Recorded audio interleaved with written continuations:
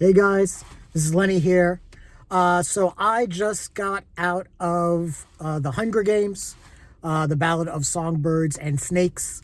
Real quick, just as a, I guess, full disclosure, I'm more of a casual fan, I guess, of the Hunger Games. More, I guess, I follow the movies. I haven't read the books by Suzanne Collins. I'm obviously aware of them, but I'm more aware of the films with Jennifer Lawrence and Josh Hutcherson. So I kind of am aware of like dystopian nature of Panem and what the Hunger Games are about, the dystopian future, with that kind of parallel universe that the Hunger Games exists in. Donald Sutherland obviously being one of the absolute worst fucking people in movie history as President Snow. And that kind of brings us to this particular movie, The Ballad of Songbirds and Snakes. This is a prequel. This actually has to do with President Snow, or the man who will be President Snow. He is played by Tom Blythe. And basically, how this works is there's this, Great War, and one side won, and while 3 years, I think after this war, the Hunger Games started up. The Snow family, they're aristocrats, but really they're broke. And one of the things with the Hunger Games that I've always appreciated has been their statements on classism, and the different economic classes and how that all works and how that all ties into that particular universe, and that comes into play in here as well. So I want to say Cornelius. I know it's not Cornelius. And, I know that's not how the name is pronounced, but Snow, he is one of the aristocrats, and he's looking to get into a university so he can move up in the in the ranks as an aristocrat. All the students are told by Peter Dinklage, he's basically playing kind of a weirder version of his character in Game of Thrones, because he's always drunk, and he plays a great drunk, all the time. But all these aristocratic students are told that they are going to be mentors for the tributes that have been chosen to participate in the 10th annual Hunger Games. Viola Davis is the game maker, and she plays a wildly over-the-top performance that I definitely appreciate. She has her hair all like Frederick Douglass, like she was Sam Jackson in Unbreakable or Glass. Wonderfully over the top. And the set design, production design, costume design, all that stuff is on point. I've always loved the kind of like the steampunkish vibe that I've always got from the Hunger Games.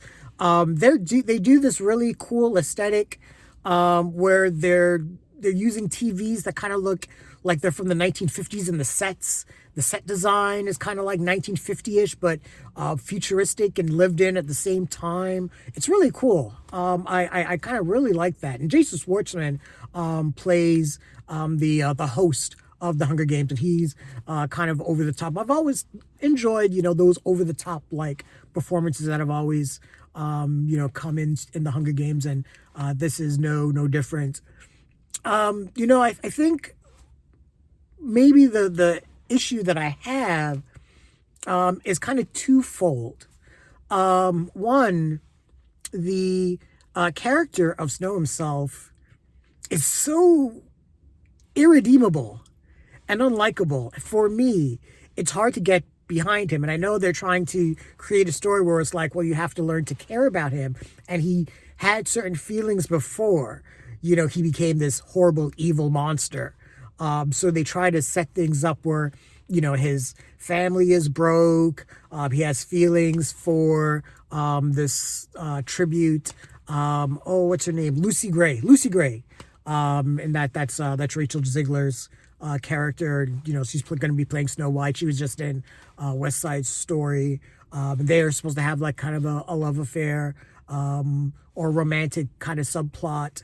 or at least that's kind of the feeling that we get. But I don't feel the chemistry from them, and I think that's the other thing too.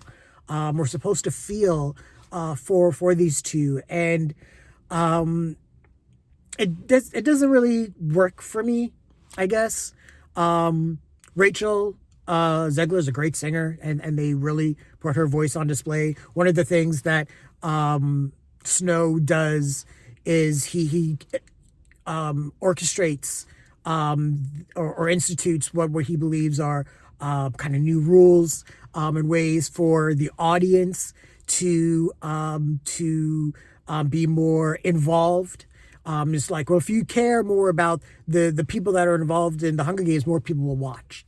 And that's kind of his, his ideology, which kind of goes into play here. And Viola Davis's character is a little impressed with that, and she wants to take him under her wing in that respect.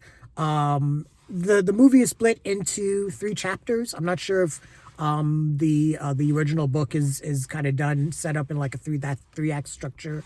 I don't know, doing that kind of made me feel the length of the movie a little bit. I think it's 2.5 hours. I don't think it really needed to be. We're at the same time where we're supposed to feel certain things for Snow, but at the same time, he's still an aristocrat. And there's still this point of view that he has that he's going to grow into. And we see some of how the other aristocrat students treat those from the 12 districts. And that he's going to turn into one of those horrible monsters, and it's hard to separate that. And I think the writers didn't. Maybe this could have gone through maybe another draft to really pull more of a 3-dimensional arc for Snow, because it didn't really feel like when we got to the end of this particular film, and Snow makes a couple particular decisions that we're supposed to feel the weight, and we really don't. At least I didn't, and I'm not sure if they're trying to set things up for a trilogy. I'm going to assume that depending on how things go on the box office, they probably will go in that kind of direction, because it's the Hunger Games. It's it's a big franchise. So I wouldn't be surprised if that's the direction they want to go. But I'm going to be honest with you. It feels like Star Wars Episode 1 did it better, and that's really saying something. But it's just a matter of, we already saw, someone become Darth Vader. We already saw the story of how one person who seemingly started with, good intentions became a wholly evil person. And I think the difference between the Darth Vader story and the story of Snow is, we already know that Darth Vader got his redemption. Snow is, like I said, is irredeemable. So trying to go through a journey where we were just like, well, we're just going to see how this person just became an evil asshole. It just doesn't work the same, at least for me. That's how I feel about it anyways. The acting was okay. Like I said, Viola Davis, wildly over-the-top performance, which was great. Peter Dinklage, the support, it felt for me the supporting performances outshone the main ones. And I don't think, you don't want your movie to kind of do that. You don't want, for your audience to be like, oh, Peter Dinklage, hey, he's awesome. Or, hey, Viola Davis, she's going over the top and distracting and taking away from the story that you want to tell. So I think that the movie wasn't successful in that respect. I'm gonna forget this movie in probably a couple weeks, to be perfectly honest. I don't know. Maybe the Hunger Games is just one of those franchises that just doesn't resonate with me as much as it should. I know obviously it's widely popular, so You know, I'm obviously odd man out when it comes to those things. But I mean, I did like the original Hunger Game movies. So maybe maybe this is just a misfire on the creator's part. But that's, I guess, really how I feel in a nutshell when it comes to the Hunger Games, the Ballad of Songbirds and Snakes. What did you guys think about the movie? Leave your thoughts, share your comments, like the video, subscribe to the channel. Don't forget to hit that bell icon as well so you can get notifications. Thanks a lot, guys. Take care.